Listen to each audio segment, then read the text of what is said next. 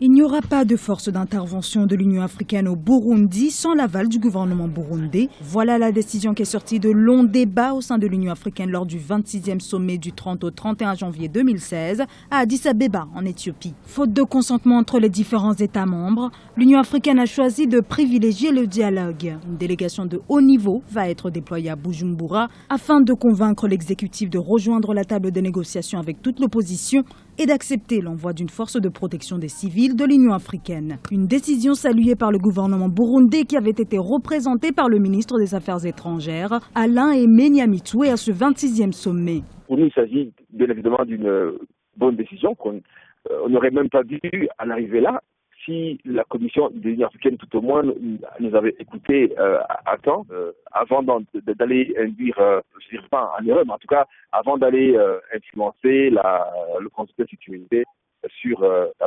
possibilité d'un déploiement de troupes au Burundi. Nous estimons qu'il était encore, à l'époque, et qu'il est encore aujourd'hui inopportun d'envoyer des troupes au Burundi. Du côté de l'opposition, c'est la déception pour le CNRD, le Conseil national pour le respect de l'accord d'Arusha et de l'état de droit au Burundi, une plateforme qui réunit des opposants pour la plupart en exil et des agents de la société civile. Cette délégation de très haut niveau de l'Union africaine ne va pas convaincre le président Pierre Nkurunziza.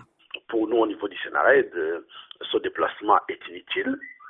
Il est inutile dans la mesure où on sait très bien que même la dernière fois, le président Boni Yahi, le président du Béninois, il voulait aller au Burundi.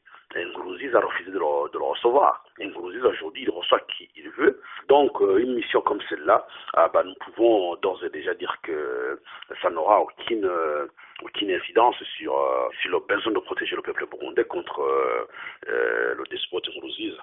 Le Conseil de paix et de sécurité de l'Union africaine avait autorisé en décembre 2015 l'envoi d'une mission de 500 000 hommes au Burundi pour tenter de stopper les violences dans le pays. Des violences qui ont débuté en avril avec l'annonce de la candidature du président Pierre Nkurunziza en troisième mandat controversé. La MAPROBU, mission africaine de prévention et de protection au Burundi, avait été constituée de soldats, de policiers, mais aussi de civils.